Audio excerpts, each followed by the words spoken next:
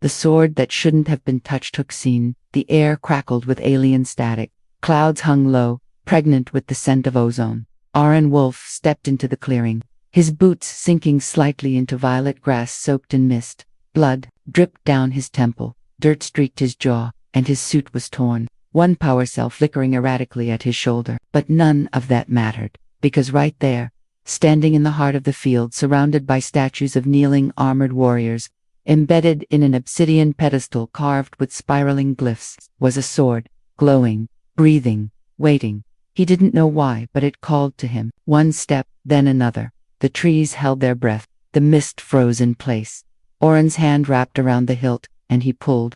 The entire field exploded with sound, not from the sword, but from the screams of approaching aliens, their armor clanking, weapons drawn, faces twisted in fury. No, he's broken the bond. That blade was not his to take, and yet the sword stayed firm in his grasp, alive and warm. Then a figure emerged from the shadows, taller than him, silver-skinned, her eyes glowing with furious disbelief. Her voice sliced through the chaos. "You fool, you've just claimed me. 48 hours earlier, Aaron didn't belong among the stars. Not really. He was just a systems engineer, stationed on a routine mining convoy between Earth's outer colonies and the neutral planetary zone. No military background, no medals, no obsession with destiny or prophecy. Just a regular guy with calloused hands, a smart mouth, and a habit of fixing things other people gave up on. So, when the ship crashed on Velar 7, he figured his life was over. The colony beacon had failed.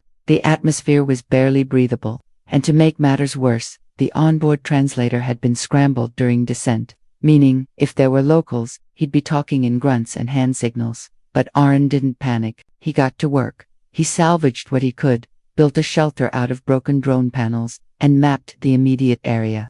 It was rough terrain, high cliffs, alien wildlife, and zero signs of human life. He figured he'd last a week, maybe two. Until he saw them. The VEL tracks IANS. Tall, ornate armor, skin like burnished steel, faces half covered by ceremonial masks, and always moving in groups of 7. He avoided them at first, observed from afar, but something about the way they moved, the way they watched the horizon with fear instead of dominance, caught his attention. This wasn't a conquering species. They were afraid of something. And then came the dream. He didn't believe in visions, but he had one. A field, a sword, a voice only the unchosen can choose. He woke up sweating, shaking, but driven by instinct he couldn't explain. He walked north, into the thickest jungle, where even the Veltraxians didn't tread. He found the clearing just before dusk, and then, the sword. Now Aaron barely had time to process the chaos as he was knocked to the ground. Weapons were aimed at him from all directions. Strange, guttural shouts filled the air. The sword, still gripped in his hand, pulsed like a heartbeat. They didn't kill him. That was his first clue. This wasn't a simple case of outsider desecrates sacred relic. They captured him, shackled, blindfolded, hauled miles across terrain, until finally reaching what felt like an underground city, glowing fungi, stone arches, voices echoing through long caverns. And that same woman, the one with glowing eyes and steel in her posture, she stood before the Council of 7, her armor dripping with ceremonial markings, her voice calm but strained. "He took the Salban blade," she said. "We all saw it." A guttural reply came from the highest-ranking male. "He dies." Aaron cleared his throat, still tied to a stone pillar. "Ah, excuse me. I didn't steal anything. The damn thing called to me." Another council member snarled, but the woman, her voice, cut through again. "You don't understand. The blade only responds to those it deems worthy, those chosen to bond with a war-blood heir." She turned slowly to face him. "You didn't just take a sword, human. You invoked the ancient right of union." Aaron blinked. Union. Her gaze didn't waver. "You must marry me." The room fell silent. One of the elders slammed a staff. "Unacceptable. He is not of the blood. He is untested." Another added, "He cannot know the weight of the vow. His kind are selfish, short-lived." Kylara's voice dropped lower, "And yet the blade accepted him. The law is clear." Aaron stared at them all like this was an elaborate prank. "I don't know what this is," he muttered. "Some cultural misunderstanding. I just pulled a sword out of a rock." Kylara stepped closer, eyes narrowed. "You think we're primitive? That this is myth?" That blade carries the soul print of my clan's founders. You didn't just pull it, you awakened it. She paused. And now you're bound to me, by law, or by death. Elsewhere in a dark chamber beneath the ancient archives, an elder hunched over a tablet, studying the blade's pulse signature. His hands trembled. The blade hadn't sung in centuries, but now it hummed again, with human DNA. He whispered, to himself, just like the prophecy warned. The outsider would return to claim what was lost. He shut the tablet and dispatched a silent signal deep into space. Back in the Holoron sat on the cold floor of the council chamber, still trying to figure out how pulling a cool alien sword got him engaged to someone who could rip him in half. Kylara sat across from him, back straight, arms crossed, watching. He rubbed his temples. So let me get this straight, either I marry you, or I die. Kylara replied, or you pass the trials. Trials, she nodded. 3, 1 for survival, 1 for soul, 1 for loyalty. If you pass, the bond is sealed and accepted by the clans, and if I don't, then your death will be ceremonial. Aaron groaned. Y'all need to work on your hospitality. To his surprise, she smiled, just a little. You have humor, she said. That's uncommon. Dangerous too. He met her eyes. Yeah, well, I was aiming for charming. Her expression froze for a moment, then she stood. You have 1 night to prepare. The first trial begins at dawn. And then she added, almost too softly to hear, don't make me regret believing in you. Part 1 cliffhanger ending. As Aaron was escorted to his chamber, the air buzzed. Somewhere far beyond the Veltraxian city, a fleet stirred awake, ships cloaked in shadow, symbols not of this clan, but older, forgotten, and at their helm stood a figure, masked in white, gripping a blade identical to Arn's. He has claimed the girl, the figure whispered. Then it begins again. Trial by fire. And Wolf couldn't sleep, not because the stone slab they called the bed was hard as frozen iron, or because his chamber was lit only by flickering fungal light patches that blinked like fireflies with insomnia. No, he couldn't sleep because tomorrow morning he'd begin the first of 3 alien trials, and failure in even one meant death, banishment, or worse, being declared unworthy of the soul-bent blade, whatever that actually meant. The chamber door opened with a dull grind. Kylara stepped in, dressed not in armor now, but in loose dark robes that flowed as she moved. Her expression was unreadable, calm but focused. Get up, she said. We walk. Aaron blinked. Now it's the middle of the trial, doesn't wait for sunlight. Come. He sighed, rolled off the slab, and followed her. The trial grounds, jungle of Arcade. Sun hadn't yet risen. The Veltraxian sky was still inky with scattered stars and a pair of massive moons hanging like twin gods. Kylara and Aaron walked in silence through a narrow trail leading to a jungle surrounded by ancient metal pillars. Strange glyphs shimmered faintly across them. The jungle of Arkai, she finally said. It's alive, not metaphorically. Every tree, every vine conscious, some helpful, most not. Oh good, Aaron muttered. A jungle that wants to murder me. Very Sci-Fi. Kylara ignored him and turned, placing a small black cube in his palm. This is your only aid. It contains basic survival tools, no weapons. The blade stays here. What's the objective? Survive. Until dusk, alone. No help, no shortcuts. If you're not at the temple on the far side of the jungle by nightfall, you fail. Aaron looked toward the towering trees, each one pulsing faintly with bioluminescence. The wind carried faint whispers, like voices in a language he didn't know but somehow still felt in his bones. He gave Kylara a long look. Anything you want to say before I head into the horror movie forest? She paused, then said softly, if you die, the blade returns to silence. My clan loses its last right to leadership. I lose everything. He nodded slowly. No pressure then.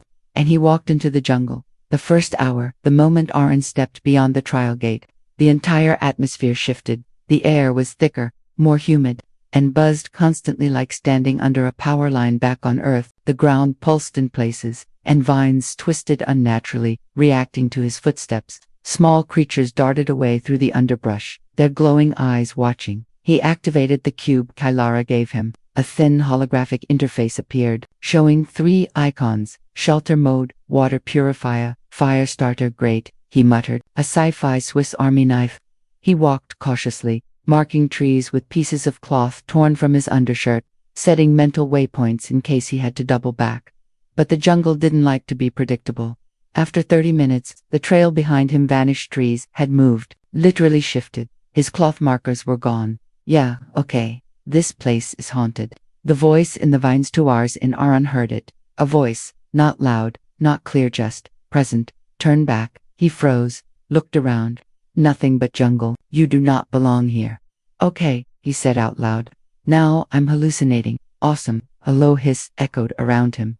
The vines nearby began to rise, snake-like, coiling toward him. He darted away, leaping over roots, scrambling through underbrush. His shirt tore on a jagged rock, blood blooming red. The jungle seemed to react to his pain. Flowers opened suddenly, wide and sharp like teeth, releasing thick spores. Aaron stumbled, coughing violently. Then blackness. Vision. The ruin. He stood inside a metallic chamber, like the one he'd seen in the vision before. The air was cold, silent. In front of him stood two figures. One was a Veltraxian woman, not Kyla, older, regal. The other, a human man in ancient armor, rusted with time. The woman said, "He must remember." The human said, "The bond is more than law. It is memory." Returned. They both touched the soulbound blade floating between them, glowing white-hot. And then Aaron gasped, eyes snapping open. He woke up underground somehow. The vines hadn't killed him. They had dragged him deep underground. He lay on a stone slab, his wound now sealed with alien resin. The cave was lit by soft green crystals, and a strange creature, a floating orb-like being, watched him from above. It blinked with 3 eyelids, made a whoop-whoop noise, then said, "Chosen, tested, but not yet accepted." Aaron sat up. "Oh, come on. Now even the jungle has judges." The orb floated backward and revealed a passageway leading up. "Go. The jungle will give you one more chance." He staggered to his feet and walked, wounded but awake. Every step now felt heavier, like the jungle wasn't just testing survival, but memory. The midday trial hours passed. The sun was rising high. Aaron reached a clearing with an alien stream. As he knelt to drink, the water shimmered on in it. He saw Earth, his mother, his kid sister, the mining station he'd worked at, the quiet loneliness he carried everywhere, but something else too. Calara. Standing in armor, eyes defiant. He clenched his fists. "I don't know what the hell I've been thrown into. But if it means protecting someone like her, someone who's fighting for me in a room full of people who want me dead, then yeah, I'll see this through." He drank from the stream. Image faded. Dusk. The final stretch. The sun began to set, casting gold and violet streaks across the jungle. Aaron limped, legs torn, shoulder raw, stomach empty. He saw the temple rise in the distance, half sunken in vines, glowing with blue light. The final checkpoint, but guarding the front, a beast. It wasn't natural. 8-legged, armored plates across its back, and 2 red eyes glowing like coals.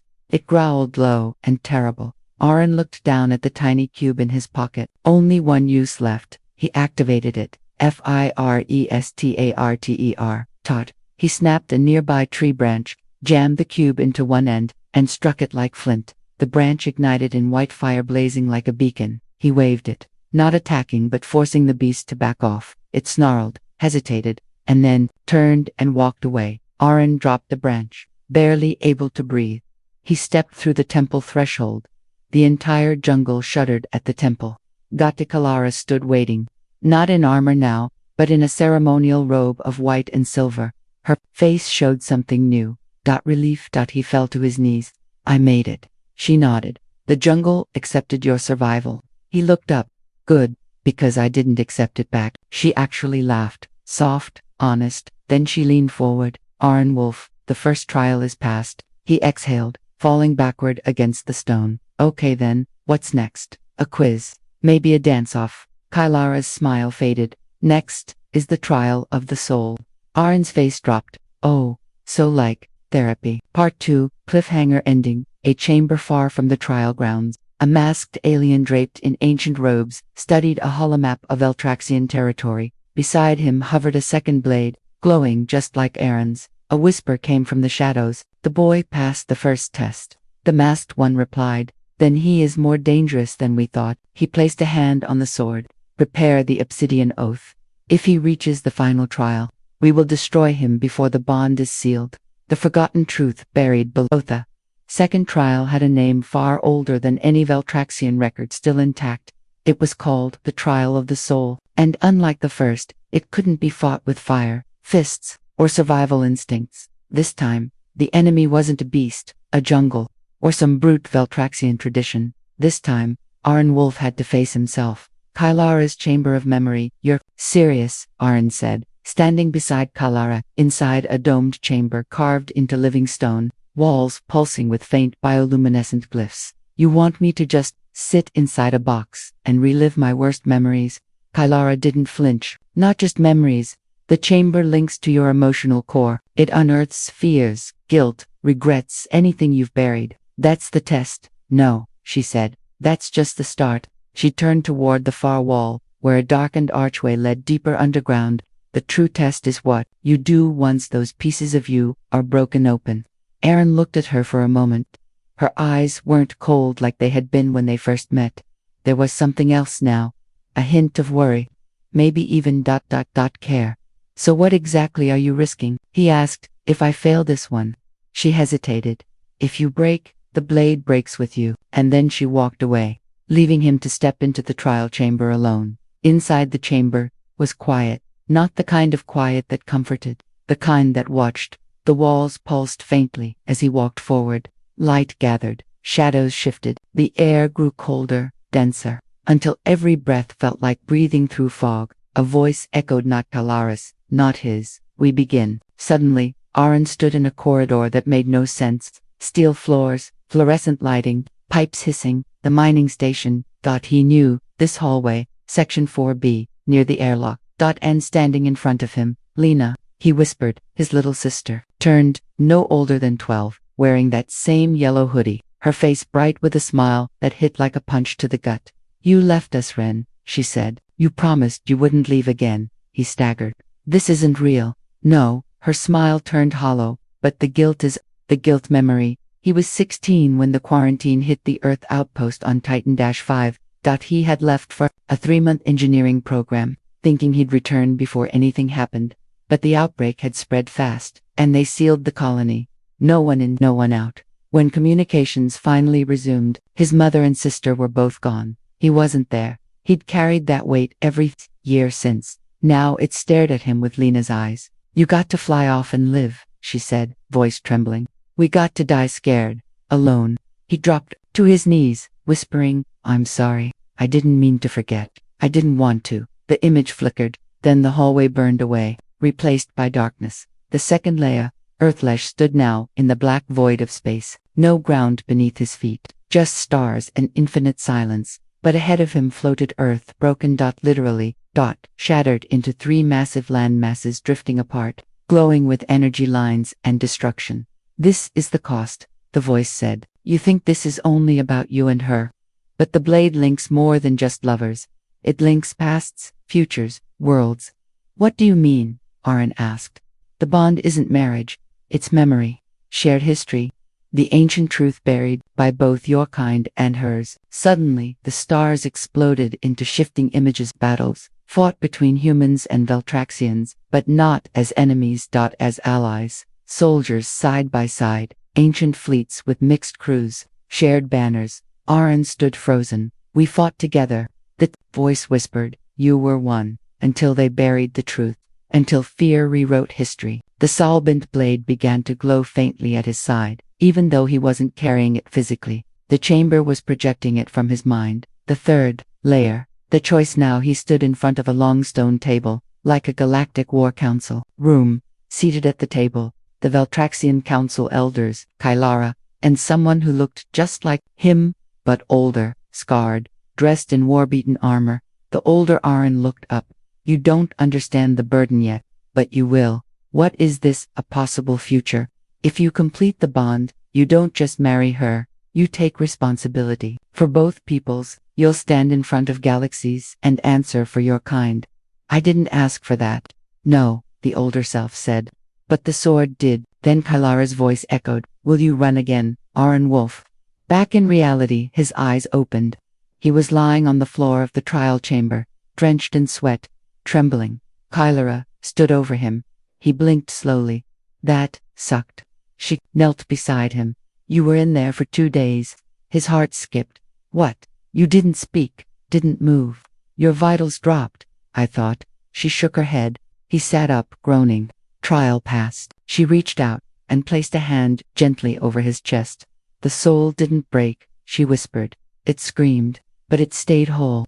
A private moment that night. Arn stood on one of the high balconies of the Veltraxian temple. The stars above shimmered, galaxies bleeding into one another in ways you never saw from Earth. Kylara joined him. Quiet. I saw something, he said. She waited. Our peoples fought together long ago. There was a bond before this one. She nodded. We've suspected it, but it was buried before even our oldest records. He turned to her. Why? Because it's easier to control people when they believe that others are enemies. She looked at him now, not as a guard or a test giver, but as a woman standing beside a man whose life was now tangled with hers.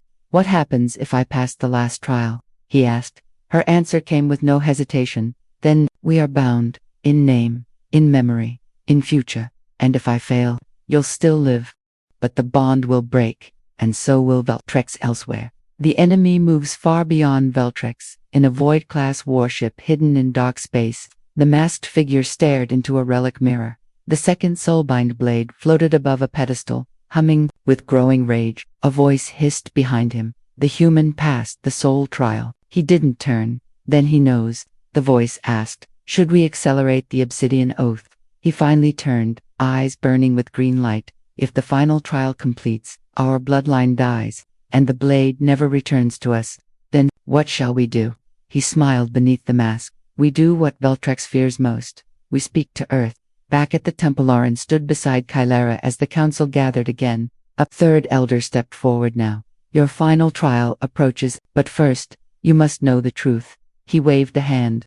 A massive wall panel opened, revealing a mural lost under stone. It depicted humans and Veltraxians standing around a sword. The elder spoke. The soulbind blade was forged when two species chose trust over war. It is not a weapon, it is a record, a living memory. Arn stared. That means, this isn't just about you and me, Kylara. She nodded slowly. It's about fixing what history broke. He took a breath and whispered, then let's finish this. War drums and wedding bells the skies above. Veltrax were no longer quiet. High above the jungle temples and crystal-ribbed canyons, three massive dark forms hung like silent judgment in orbit. Earth fleet destroyers, sleek and scarred, their hulls marked with uncolonial navy insignias. From the temple balcony, Arn Wolf stared upward, his breath shallow. They actually came. Kylara stood beside him, her arms folded, face unreadable. Yes, and not alone. Three smaller vessels had appeared on the far side of the planet. No insignias, no signals, and no known records. Kylara's voice dropped to a whisper. They're from the Obsidian sect. The Obsidian Oath centuries ago, when the Soulbind blades were first forged between human explorers and the Veltraxian royal bloodlines, there were some who saw peace as weakness. They believed that union diluted bloodlines, diluted purity, that only through isolation and might could either species survive. They created the Obsidian Oath, a faction hidden from both sides, waiting for the day when a bond would awaken again. And now, with Arn and Kylara standing on the edge of a completed soul bond, that day had come. The final trial was suspended. Council called an emergency assembly. All Veltraxian trials were postponed. The ancient tradition was clear. If outside forces interfered during a trial of bonding, the process could not proceed until the threat was removed or until one party, forfeited. Kylara stood before the council, fists clenched. We cannot let the Obsidian sect reach him, she said. If they kill him before the oath seals, the blade's memory dies with him. The High Elder's tone was grim. And Earth, they will not understand the blade, Kylara replied. They'll try to take him. The elder turned to Aran. Must choose, hide and survive, or stay and fight. Arn didn't hesitate. I'm not running. Not from Earth, not from them, and not from her. Mobilization. The Veltraxian city transformed overnight. Armored battalions mobilized. Tribal banners unfurled. For the first time in generations, the temple gates sealed. Arn was fitted with armor, not ceremonial robes, but a fusion of earth alloy and Veltraxian design. Lightweight, flexible, embedded with memory fiber. As the armor sealed around him, Kylara stepped forward with a solemn look. You shouldn't be on the front lines, she said. Arn smirked. Yeah, well, neither should an engineer from Ceres who can't cook and barely passed astronaut training. He held up the hilt of the Soulbind blade. which pulsed gently, even when she wasn't near. It knows we're not finished. Kylara stepped closer, speaking low. If the battle turns, if the obsidian sect captures you, they won't just kill you, they'll use the bond twisted. The blade has power, memory, knowledge. It could become a weapon. He met her eyes. Then we make sure they never get the chance. Earth sends a message. Transmission came through from the Earth fleet. Arn stood at the council dais, as it was played in the center of the room. This is Admiral Lynn Mora of the Earth Colonial Alliance. We've received intel about a potential weapon being activated on Veltrax, something known as a soul bond. We're here to ensure it does not pose a threat to human interests. We request immediate surrender of the human citizen. Aaron Wolf. Karala. Scoffed surrender typical. Aaron stepped forward and recorded his reply. This is Aaron Wolf. I'm alive, I'm free, and I'm not surrendering. Not to you, not to them. I made a promise to this world, and I intend to keep it. He ended the transmission. Kylara turned to the council. Let them come. We'll meet them in the skies. The Battle of the Twin Rings. 2 hours later, the sky erupted. The Veltraxian defense fleet launched from the cliffside hangars beneath the temple. Earth's ships responded, positioning for a blockade, but before either side could fire, the Obsidian sect struck. Their cloaked ships descended from orbit, dropping shock troops directly onto the planet's surface.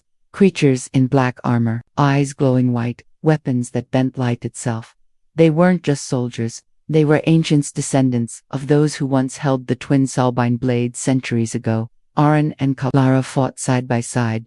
It was chaos. Explosions lit the tree lines. Temple guards engaged in close combat near the sacred altars. Earth drones mistook Veltraxians for enemies and opened fire. And above it, all 2 figures descended from the Obsidian flagship. One male, one female, both masked, both carrying swords. Like Aaron's, the Obsidian challenge. Aaron found himself face to face with one of them at the temple gates. The man removed his mask. He was human, but older. His skin marked with ritual tattoos. His voice was calm. I am Solon. I carry the blade once meant for your bloodline. Aaron stared. We have the same ancestors. Solon nodded. But you're unworthy. You were not trained. You don't know the burden. I know enough to protect what matters. Solon raised his blade. Then prove it. The doula crowd gathered in a half circle. Kylara watched, fists trembling but unmoving. This was ancient law. A challenge between blade bearers could not be refused. Aaron drew the soulbind blade. The air shifted. Both swords ignited not with fire, but with pure memory. The sound of past wars echoed in the clash. The pain of forgotten promises rang in. The vibration of steel. Solon struck with precision, brutal, cold. Aaron blocked barely. Every strike rattled his arms. His balance was off. He was not a warrior, but he remembered the trial, the visions. The man he saw his future self fighting for more than survival. He stepped in, parried, rolled. A slash opened his shoulder, but he stayed standing. Solon sneered. You're weak. Aaron looked at Ka, Elara. And then charged. Their blades collided, releasing a shockwave that knocked back everyone nearby. And in that instant both blades fused for a second. Images poured out, thousands of years of history. Aaron saw Earth's first starships landing beside Veltraxian palaces. He saw the first oath, spoken by lovers from both worlds. He saw betrayal, and war, and the erasure of everything. The memory ended. Solon stumbled. Aaron stood, panting, blade aimed. I may not be a soldier, but I remember. I remember what they tried to hide.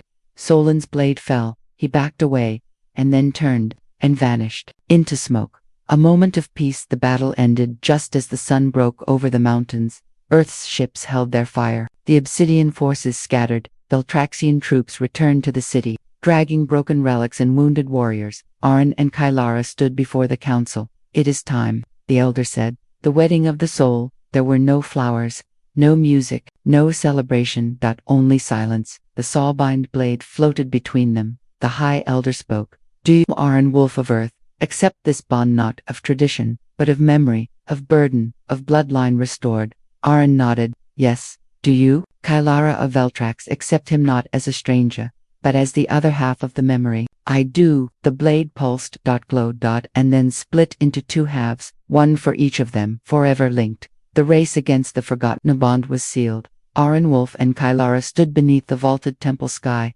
soul-bind blades now split into twin forms, two halves of one ancient weapon. For the first time in Veltraxian history, the blade pulsed not just with memory, but with shared will. But peace was short-lived. Far across the void, in a forgotten quadrant beyond known maps, they had awakened. And they remembered everything. The unseen one. Escalara's voice was hushed as she read from the recovered temple archives, glyphs flickering across the projection stone. They called them the Etherian. Aaron leaned closer, jaw clenched. That's not in any Earth database. Kylara nodded. They erased themselves, intentionally. She pointed to a set of symbols. Thousands of years ago, the Etherian ruled from behind shadows. Not as conquerors, as archivists. They recorded the truths of civilizations and then reshaped them. Why? Aaron asked. She met his eyes. Because truth unites and unity is dangerous to those who feed on chaos. He blinked. They were the ones who split us apart. Kylara finished the translation aloud. When the bond returns, so shall their gaze. And with it, judgment. A shiver ran down Aaron's spine. They're coming. Warning from Earth back in orbit. Earth's fleet picked up a strange gravitational fluctuation near the Oort boundary. Admiral Mora sat stiff in her command chair as the science officer turned pale. Ma'am, there's something moving in deep space. Massive. No known ID. It's bending subspace like it's cloth. Mora stared at the screen. I want Aaron Wolf back on this ship now. Visions from the blade that night. Arn dreamed again. But this time, Kylara stood beside him inside the vision. They were both armored, in strange gear neither human nor Veltraxian. They stood at the edge of a battlefield that spanned a planet. Broken towers rising from the dust, the sky burning orange with gas storms. A voice, ancient, mechanical, sorrowful, echoed around them. You were not the first bonded, but you may be the last. Images flashed, the first oath, spoken on a dying moon, the betrayal of the old alliance, the blades shattering in a moment of greed, and then, a black gate opening. From it, the Etherian emerged, not ships, not people, but minds, clouds of sentient data, laced into constructs of light and metal, with voices that whispered ideas so ancient they cracked the soul. The blade pulsed in their hands. You will face them again, the voice said, but this time, you choose who remembers. The Etherian Bakankalara burst into Arn's quarters at dawn. They've already sent a signal. She threw a crystalline shard onto the table. It shimmered, revealing the image of a being, alive, but not AI either. A face of swirling pixels in the shape of a mask. Memory is dangerous, it said. You were separated for a reason. If you fight fate, we will erase you. Again. Arn stared. What do they mean by again? Kyle looked at him, I think. We've lived this before. The Forbidden Archive. They ventured deep into the obsidian ruins, once a sect of rejection, now revealed as the last keepers of forbidden memory. Inside a sealed vault, the twin blades opened a hidden chamber. Rows of preserved mind cores blinked. Awake. One activated, projecting an old Earth general scarred, dying. To whoever finds this, if the blades reunite, the Etherian will come. They don't kill with guns, they kill with silence. They make people forget. He coughed, blood trickling from his lip. They made Earth forget its first contact. They made Veltrax forget the bond. They made us think we were alone. That's their power. They don't destroy history, they delete it. The feed cut out. Aaron turned to Kylara. They erased us once, and now they're trying again. Kylara's voice was steel. Not this time. The Earth Council ultimatum. New message came down from Earth's fleet. Veltrax High Command. This is your final warning. Surrender Aaron Wolf and the Blade for full decontamination. Your planet's memory structures are considered compromised. Compliance within 12 hours is mandatory. Cursed. They're falling into the trap. Arn replied to the message directly. You want me.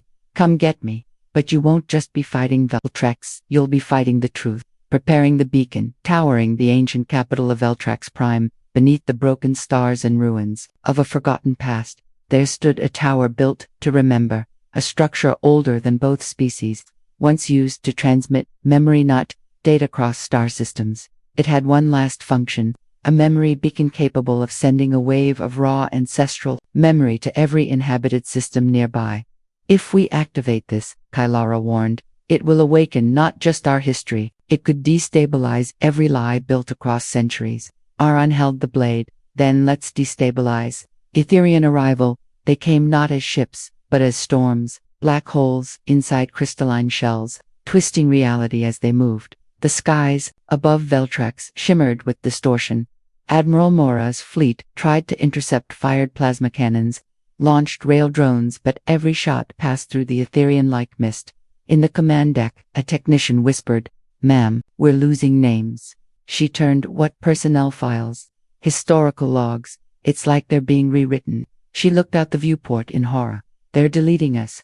The final Defensoran and Kylara stood at the towers, peaked out below. Veltraxians and Earth-ground teams stood united now. No more confusion. Just the common enemy. The blade pulsed, and the tower began to rise. Metal plates shifted. Light surged upward. The Etherian descended. From their mass, a single form emerged. Not male, not female, just void-wearing flesh. "You will lose yourself," it whispered to Aaron. "You are a mistake."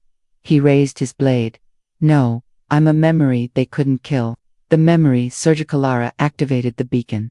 The entire planet trembled. Light blasted from the spire, lacing into the twin blades. And in that moment, the first Veltraxian treaty was remembered. The faces of ancestors, long erased, came into view. Soldiers who died forgotten, screamed back into time. And on Earth, billions remembered, a first contact never taught in schools. The Etherian howled. Cracks formed in their shell. They screamed as raw memory seared into them, something they had never processed before. Emotion. They fled the Etherian, twisted, burned, and then scattered into light, vanishing across the stars. The sky went still. Earth's fleet ceased fire. Veltrax lowered its shields, and silence fell. But not the kind that erases, the kind that remembers. Part 5 Cliffhanger. Ending later that night. Aaron stood in the tower alone. The blade hovered beside him. Kylara joined, silent. "Was it enough?" he asked. She nodded. "For now." He turned. "I saw something in the surge. A shadow." Behind the Etherian she stepped closer. "Something older." He nodded. "I don't think they were the enemy. I think they were running. From something worse. The enemy of all memory." The sky was quiet again. Too quiet. The Etherian were gone. Fled like smoke against the light of memory. Scattered into the deeper black. Earth's fleet hovered in uneasy orbit. No longer hostile. Veltrax began too.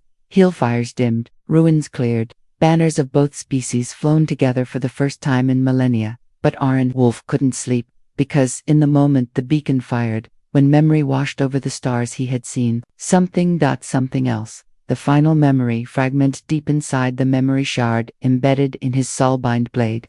A pulse kept repeating.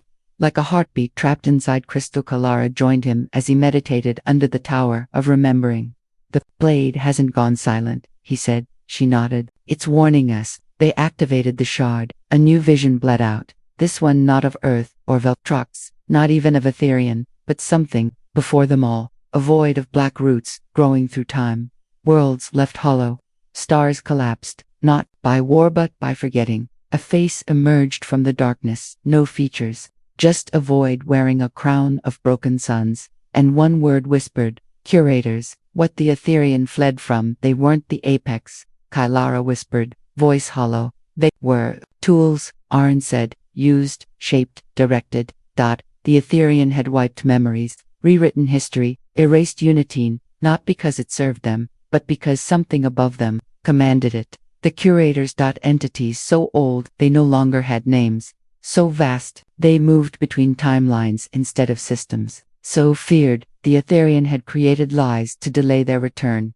Earth reacts. The Earth fleet, now under Admiral Moray's authority, responded swiftly to the unified testimony of Aran and the Veltraxian Council. Memory logs were decoded. History, once redacted, was restored to Earth's data cores, and the truth was presented before the United Colonial Assembly. Ern's speech was broadcast across human systems. "We weren't meant to be enemies. We were allies once. That truth was stolen, erased. But memory has a will of its own, and it's fighting to survive.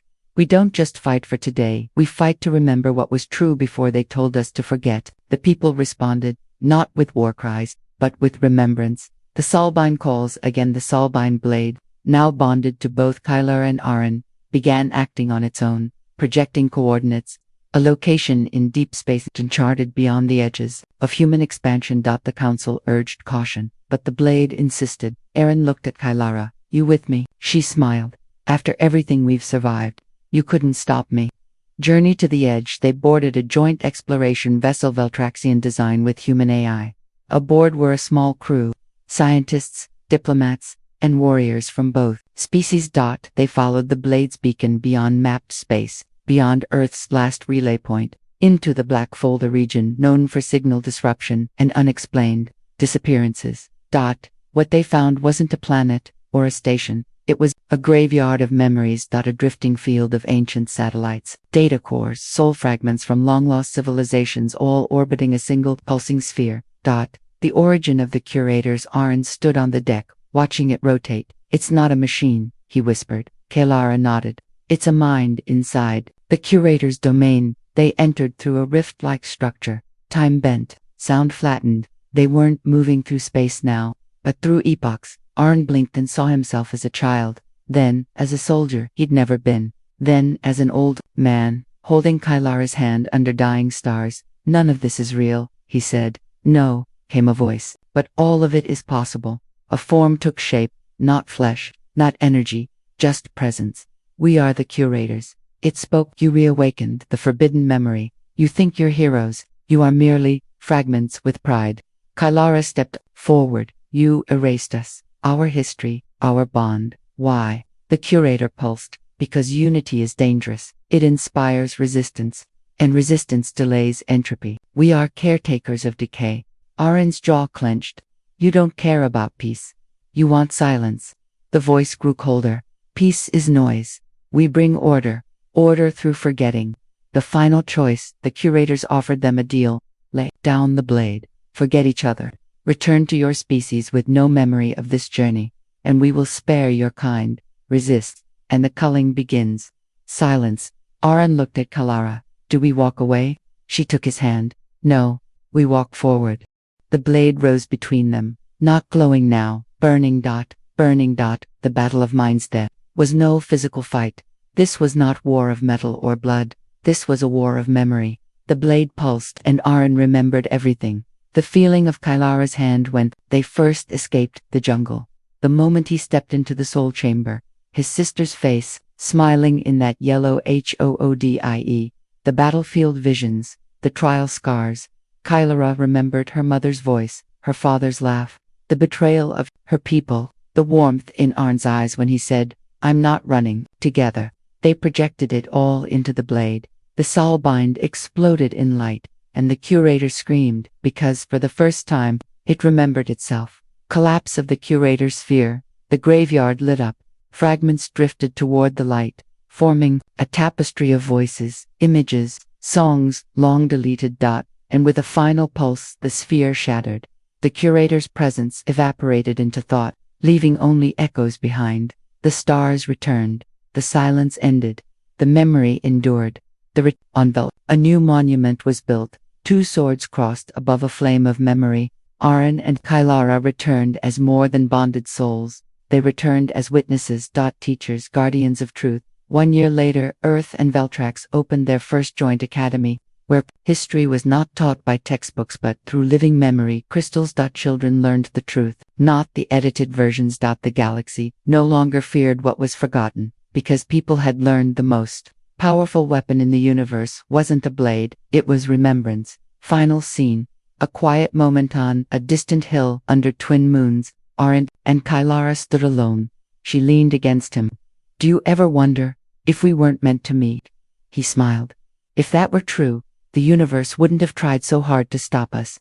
She laughed softly. You know what I remember most? What? That you weren't special. Not a soldier, not a leader, just ... someone who didn't run. He looked at her, eyes quiet. Sometimes, the universe doesn't need a hero, just someone who refuses to forget what matters. Final line. Because in the end, the war wasn't for power, it was for memory. And memory, once shared, can never be erased. The end.